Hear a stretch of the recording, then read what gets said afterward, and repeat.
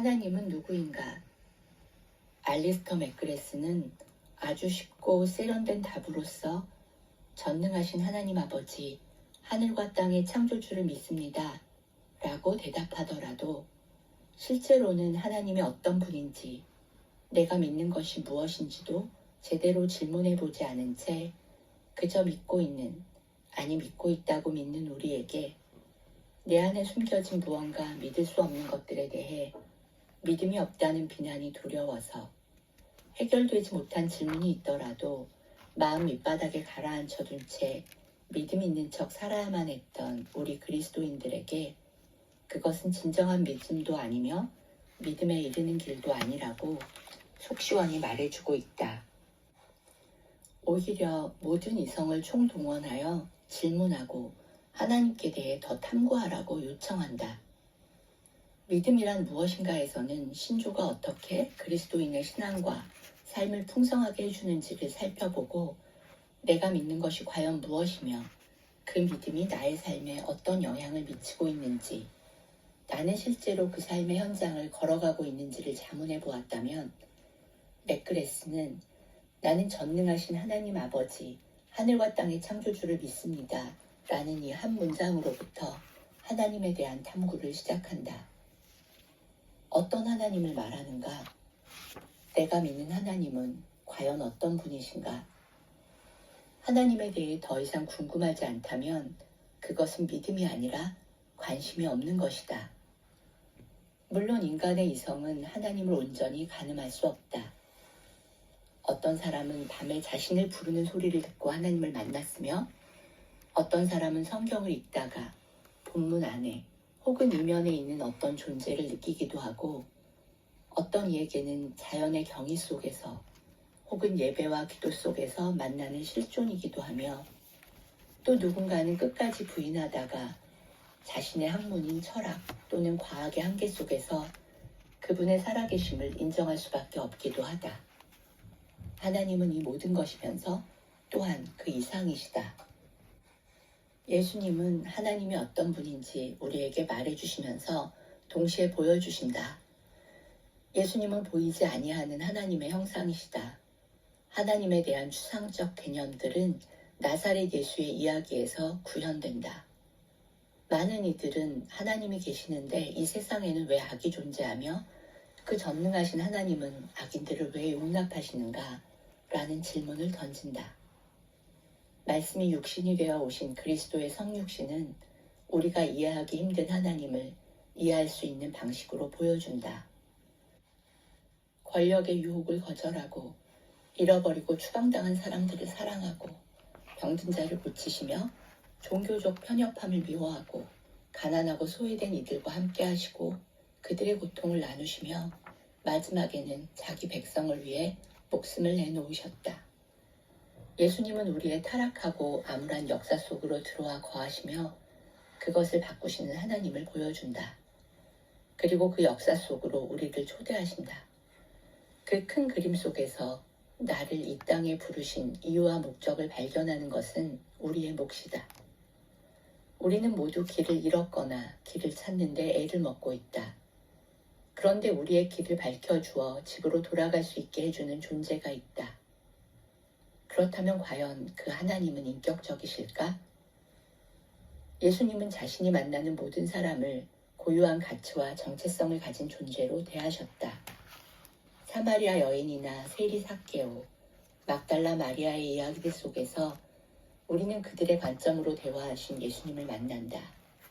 그들은 전형적 인물로 축소되지 않고 그들 자체가 특별하고 의미 있는 존재로 대우받았다. 하나님의 얼굴을 본다는 것은 하나님의 실존과 선이 둘 모두를 확인하는 것이다. 나사렛 예수를 통해 우리가 하나님의 영광스러운 얼굴을 볼 수 있다는 것과 우리 모두는 개별적으로 하나님에게 의미가 있다는 사실이다. 하나님은 단순히 우리에게 무엇을 해야 한다고 지시하는 분이 아니다. 우리와 함께 하시고 사랑하시고 격려하시어 우리가 도달할 수 있는 가장 아름다운 모습으로 인도하신다. 기도란 하나님과의 관계를 깊어지게 하고 우리의 가장 깊은 필요와 두려움을 나누는 것이다. 기도를 단순히 실용적인 관점, 하나님께 제시하는 위시리스트로 생각한다면 기도의 핵심을 놓치는 것이다.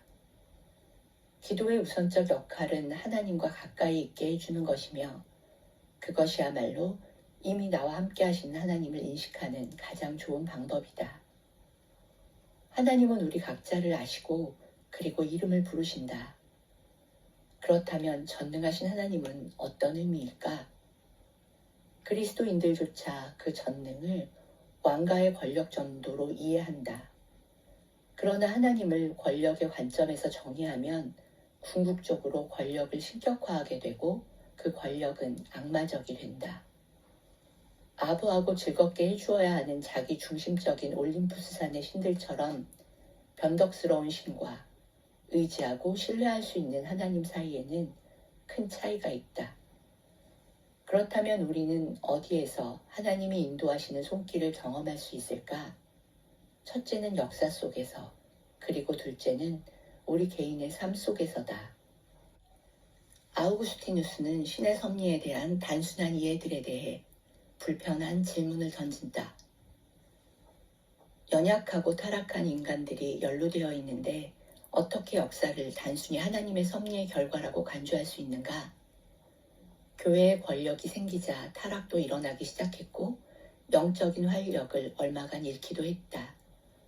로마 제국의 공식 종교가 된 기독교는 제도권 신앙이 되었고 기독교의 사회적 지위와 정치적 권력을 강화했을지는 모르지만 다른 면에서는 퇴보하였으며 무엇보다 정치 권력에 대한 비판자의 역할을 잃었다. 그렇다고 하나님이 인간의 역사 속에서 일하지 않으신다는 말은 아니다.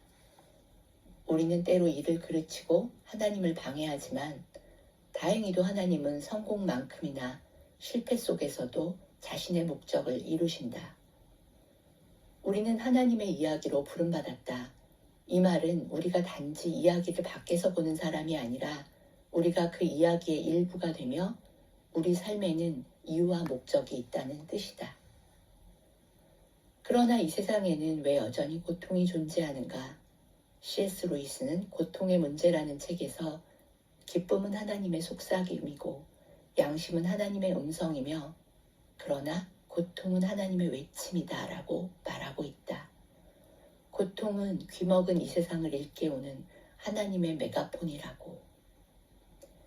그리고 루이스는 고통의 문제를 이해하고 감당하려는 그리스도인들에게 이런 연결을 시도한다. 하나님이 그리스도를 통해 우리 대신 고통을 받기로 선택하셨다는 사실 말이다. 십자가는 우리의 고통을 감당하고 그것을 이기고 궁극적으로는 우리를 거기에서 구하기 위해 하나님이 직접 이 세상에 오셨음을 확인시켜준다. 전능하신 하나님, 하늘과 땅의 창조주는 그렇게 인간으로 오셨다. 무신론자였을 때 알리스터 맥그레스는 종교적인 사람들이란 온갖 말도 안 되는 것을 믿는 속임수에 넘어간 비합리적인 사람들이라고 생각했다. 기독교 신앙 가운데 가장 말이 안 되는 것이 무엇이냐고 묻는다면 삼위일체 교리를 꼽았을 것이다. 삼위일체 교리는 하나님의 성품과 행위에 대한 모든 풍성하고 복합적인 성경의 증언들을 기독교의 구원 이야기로 통합시킨다. 첫째, 이 세상을 존재하게 하시는 초월적 하나님. 둘째, 나사렛 예수 안에서 그리고 그분을 통해 성육신하시고 이 세상을 구원하시는 하나님. 셋째, 역사와 경험 속에 현존하시고 성령을 통해 우리가 만나는 하나님. 여기에서 우리가 포착해야 하는 근본적인 통찰은 이 이야기가 전부 동일하고 한 분이신 하나님에 대한 이야기라는 사실이다. C.S. 루이스는 우리가 제한되고 협소한 인간의 관점에서 본다는 사실을 지적한다. 그는 3차원의 사물을 시각화하려고 애쓰는 그리고 실패하고야 마는 2차원적 인간으로 우리 자신을 볼 것을 제안한다. 창조의 정신의 작가 도로시 세이어즈는 책을 쓰는 창조의 과정에서 세 가지 서로 다른 단계가 있다고 생각했다. 생각 그 자체, 그리고 그것의 실행, 마지막으로 상호작용의 과정.